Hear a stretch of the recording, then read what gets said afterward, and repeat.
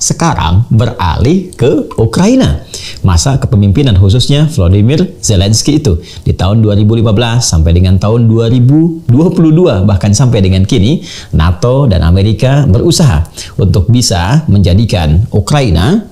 bukan hanya sekedar sekutu, bukan hanya masuk ke wilayah NATO, tapi juga berupaya untuk menempatkan reaktor nuklir di Ukraina yang memang secara langsung menjadi batas yang sangat dekat dengan Rusia, bahkan dikategorikan sebagai zona merah. Ini dalam perspektif Rusia. Jika kita berada dalam landscape di wilayah Rusia, maka akan terasa bahwa Ukraina adalah batas yang memang dalam sejarah pun menyatu, bagian dari Soviet. Jika terdapat reaktor nuklir di sana, dan memang itu dimiliki oleh NATO dan sekutunya, termasuk juga Amerika, yang dalam hal ini bertentangan dengan Blok Timur, maka sangat berpotensi menjadi ancaman yang sangat dahsyat, yang menghancurkan seluruh wilayah, bukan hanya Rusia, tapi juga bagian-bagian besar yang terafiliasi dengan Rusia itu sendiri. Baik.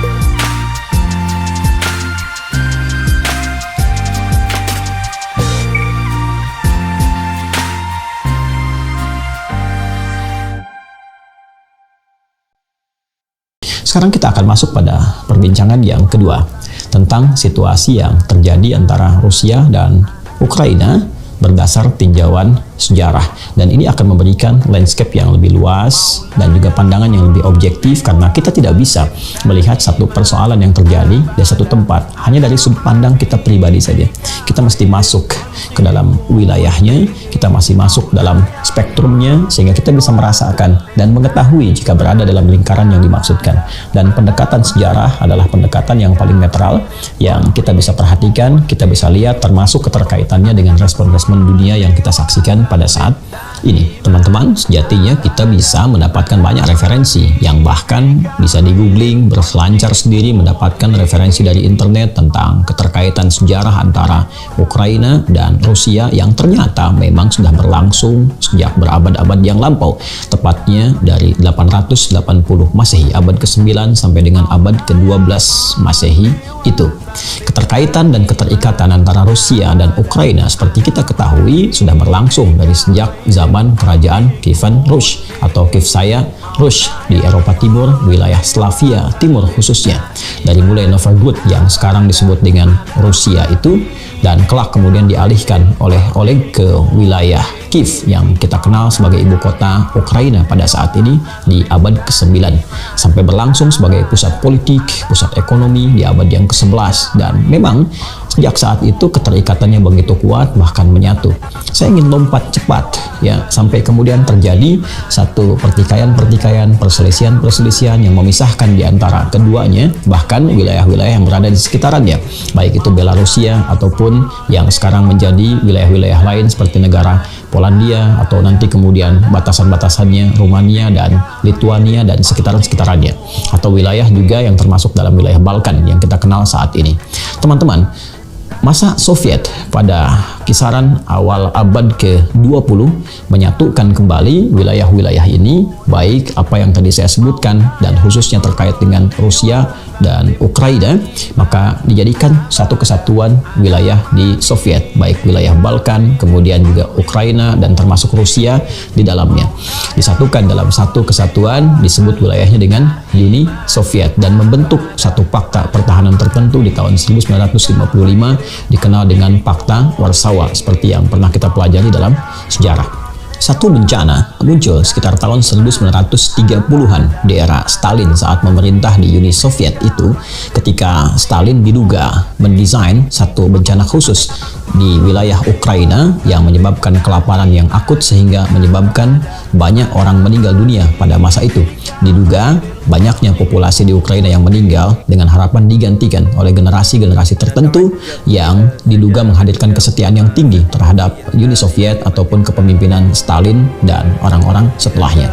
Pun ini diperparah dengan terjadinya satu kebakaran dahsyat di pusat nuklir di Chernobyl sekitar tahun 1986, yang ini juga menelan banyak banyak korban jiwa di warga Ukraina pada masa itu. Ini yang sesungguhnya menghadirkan satu rasa berbeda, konflik-konflik awal, akar-akar sekam yang menghadirkan bara di kemudian hari, keinginan untuk berlepas, keinginan untuk berpisah dari sebab-sebab yang tadi telah disebutkan. Puncaknya pada tahun 1991 terjadi puncak dari Perang Dunia Kedua, khususnya antara blok timur dari Soviet dengan blok barat yang dikomandoi oleh Amerika pada masa itu, yang secara singkat menghadirkan kekalahan dari blok timur di pihak Uni Soviet pada khususnya, yang secara konsekuensi langsung dari itu semua menghadirkan bubarnya Uni Soviet. Dan tibalah kemudian masa-masa negara-negara berpecah, hadir negara-negara kecil, lebih kecil saya maksudkan dibandingkan dengan Uni Soviet, yang melahirkan Rusia seperti kita kenal saat ini, kemudian Ukraina juga, termasuk Belarusia, yang sebagian dari itu semua kemudian membentuk satu persemakmuran yang dikenal dengan CIS atau Commonwealth of Independent States. Ya, jadi perhimpunan negara-negara yang merdeka dari Uni Soviet pada masa itu. Saya tadi sebutkan ada Rusia, ada Ukraina, ada Belarusia, dan beberapa negara-negara yang lainnya, termasuk juga dari negara-negara Balkan. Teman-teman sekalian, setelah itu terjadi pasang surut yang kita bisa saksikan saat ini. Ada yang lebih kemudian cenderung ke wilayah-wilayah yang Eropa Timur untuk menyatukan kembali visi-visi masa lalu, dan ini diwakili oleh Rusia. Rusia masih punya ambisi-ambisi yang sangat tinggi bagaimana menghadirkan kebesaran-kebesaran di masa Uni Soviet dulu, sampai kesan yang dibangun bagaimana ingin menyatukan satu wilayah besar disebut dengan Kekaisaran Rusia, sehingga nostalgia masa lalu menjadikan Rusia ingin memperlebar wilayah-wilayahnya, dan kemudian juga bukan hanya ingin menganeksasi, tapi juga ingin menjadikan setiap wilayah-wilayah kecil yang dipimpin oleh pemimpin-pemimpin tertentu tetap menginduk kepada Rusia. Dan ini yang terjadi kemudian pergolakan-pergolakan, bagaimana dikondisikan setiap pemimpin-pemimpin di wilayah bahkan seperti Belarusia, termasuk juga Ukraina yang pro terhadap Rusia. Dalam masa perkembangannya kemudian Rusia yang kelak dipimpin sampai dengan sekarang oleh Vladimir Putin yang mantan dari anggota KGB itu, kemudian berusaha membenahi, menata kembali negara Rusia sehingga menghadirkan banyak kekuatan-kekuatan di berbagai bidang, baik itu stabilitas di bidang ekonomi, termasuk juga di militer, bahkan sekarang menjadi negara terkuat nomor 3 di dunia dari segi angkatan militernya. Dan tentunya menghadirkan ini semua nostalgia-nostalgia masa lalu, di mana Rusia menginginkan kembali berjaya seperti Soviet di masa lalu yang memiliki wilayah yang cukup luas dan berharap membangun kekaisaran yang cukup luas dengan wilayah-wilayah yang pernah dicakup oleh Soviet pada umumnya di masa lalu. Keinginan ini yang menjadikan kemudian Rusia berusaha untuk menjadikan wilayah-wilayah kecil itu ya yang di sekitaran di Eropa Timur bisa dianeksasi kembali, atau setidaknya dibiarkan untuk memimpin wilayah-wilayah kecil di bawah pengaruh Rusia. Maka dijadikanlah kemudian pemimpin-pemimpin seperti di Ukraina, di Belarusia,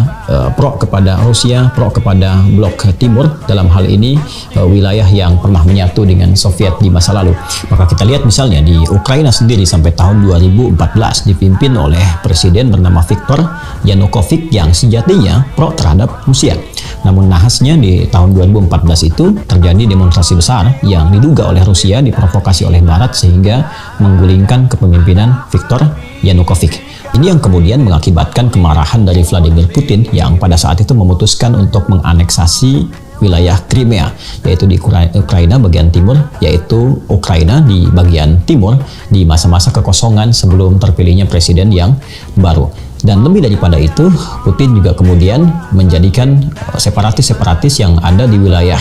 Ukraina bagian timur yang memang sejatinya pro terhadap Rusia, dan mereka populasinya cukup banyak, berbahasa Rusia juga, disupport terus untuk memberikan dukungan dan memerdekakan diri dari Ukraina, khususnya di wilayah Donbas itu yang spesifik terkait dengan Luhansk dan Donetsk. Sampai kemudian kepemimpinan diambil alih oleh mantan komedian yang kita kenal sekarang dengan Volodymyr Zelensky. Dan Volodymyr Zelensky kita ketahui seorang Yahudi yang pro terhadap blok barat di sini, yaitu Amerika dan sekutunya, dalam hal ini di Eropa Barat yang juga teraliansi dalam Pakta Pertahanan Atlantik Utara atau yang dikenal dengan NATO. Maka sejak saat itu orientasi politik dari Ukraina di awal 2015 beralih dari yang tadinya pro Rusia sekarang menjadi pro ke Barat, dalam hal ini NATO dan Amerika. Tentu ini yang menjadikan kekhawatiran dari Putin dan Rusia pada umumnya, karena kita ketahui bahwa sampai saat ini masih terjadi, kalau bisa dikatakan, perang dingin baru yang berpotensi juga memicu satu konflik besar di masa yang akan datang. Wallahu alam seperti apa gambarannya, tapi kita bisa merasakan bagaimana perang dagang sudah terjadi, perang ekonomi saling sanksi sudah terjadi, sekarang terlihat mengarah kepada perang untuk menjatuhkan satelit dan sebagainya, dan ini pergerakan dunia yang kiranya di segmen yang ketiga kita akan coba tajamkan. Saya ingin katakan terjadi situasi yang sangat menarik. Nah, ini orang selalu mengatakan sejarah senantiasa berulang. Kalau kita melihat pada medio di 1962, Anda mungkin masih ingat ya, ketika ada pembahasan bahkan yang di Wikipedia pun dihadirkan sebagai satu tragedi nuklir di Kuba saat September itu 1962, Amerika melakukan serangan terhadap Teluk Babi di Kuba, yang ini menjadikan Uni Soviet pada masa itu merasa sangat merang, sehingga Perdana Menteri Soviet pada masa itu yang dipimpin oleh Nikita Khrushchev memutuskan untuk mensuplai dan mensupport Kuba dengan support yang sangat luar biasa dengan senjata-senjata nuklir, dan bersiap menempatkan senjata nuklir di wilayah Kuba itu, sehingga didesain untuk mempertahankan Kuba dan satu saat juga digunakan bila terjadi satu benturan militer antara Uni Soviet dan Amerika pada masa itu. Tentunya Amerika melihat bahwa Kuba ini berada di garis merah, di red zone-nya Amerika, yang dikhawatirkan tentunya jika ada reaktor nuklir di sana, senjata nuklir di sana akan sangat mudah menghancurkan kota-kota besar yang ada di sekitaran Amerika. Maka pada saat itu direspon ya oleh Kennedy pada masa itu dengan menyiapkan armada berkekuatan penuh. Bahkan di Florida itu disiapkan pesawat-pesawat pengintai, penerbang pengintai yang sekiranya sudah siap bila terjadi kontak fisik dengan Uni Soviet. Dunia tentu merasa khawatir jika terjadi perang nuklir pada masa itu, karena kekuatan antara Uni Soviet dan Amerika betul-betul dalam keadaan yang sangat seimbang. Dan alhamdulillah pada tanggal 28 Oktober 1962 ternyata Nikita berubah pikiran dan menarik kembali rudal-rudal yang telah disiapkan, reaktor-reaktor nuklir juga yang mungkin telah terbangun, dan bisa terjadi potensial konflik di antara Amerika dan Uni Soviet yang melahirkan perang nuklir pada masa itu. Alhamdulillah tidak terjadi kemudian, dan kembali ke Soviet dengan catatan dan perjanjian bahwa Amerika tidak boleh menyerang dan menghancurkan Kuba pada masa itu. Nah, menariknya, situasi yang terjadi di Kuba pada tahun 1962 sekarang beralih ke Ukraina. Masa kepemimpinan khususnya Volodymyr Zelensky itu di tahun 2015 sampai dengan tahun 2022, bahkan sampai dengan kini, NATO dan Amerika berusaha untuk bisa menjadikan Ukraina bukan hanya sekedar sekutu, bukan hanya masuk ke wilayah NATO, tapi juga berupaya untuk menempatkan reaktor nuklir di Ukraina yang memang secara langsung menjadi batas yang sangat dekat dengan Rusia, bahkan dikategorikan sebagai zona merah. Ini dalam perspektif Rusia. Jika kita berada dalam landscape di wilayah Rusia, maka akan terasa bahwa Ukraina adalah batas yang memang dalam sejarah pun menyatu, bagian dari Soviet. Jika terdapat reaktor nuklir di sana, dan memang itu dimiliki oleh NATO dan sekutunya, termasuk juga Amerika, yang dalam hal ini bertentangan dengan Blok Timur, maka sangat berpotensi menjadi ancaman yang sangat dahsyat, yang menghancurkan seluruh wilayah, bukan hanya Rusia, tapi juga bagian-bagian besar yang terafiliasi dengan Rusia itu sendiri, baik negara-negara di Balkan ataupun sekitaran-sekitaran Eropa Timur yang condong terhadap Rusia. Ini yang menjadikan Rusia begitu khawatir dan memang menyiapkan ya rencana yang cukup matang, cukup panjang, diawali dengan mensupport gerakan-gerakan separatis di wilayah timur Ukraina yang di Donbas khususnya memang pro terhadap Rusia, bahkan bahasanya pun sudah menggunakan bahasa Rusia, dan masuk dengan cara yang tidak biasa dengan menyampaikan bahwa ada keinginan di wilayah timur Ukraina untuk merdeka, dan mereka dekat dengan Rusia, berbahasanya bahasa Rusia, dan memang telah membuat perjanjian dengan Rusia yang kiranya ketika mereka membutuhkan bantuan, mereka harus mendapatkan respon cepat dari Rusia untuk membantu. Ini yang menjadikan motif awal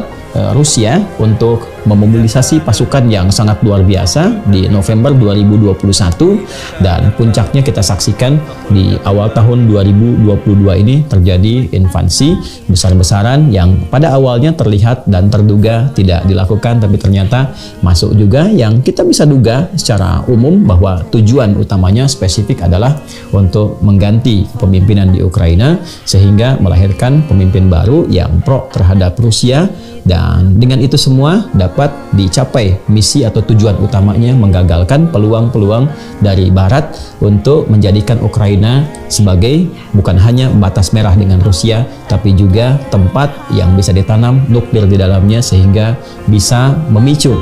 pertahanan Rusia dapat dihancurkan secara langsung dengan serangan-serangan nuklir yang langsung menembus ke jantung di Eropa Timur. Ini yang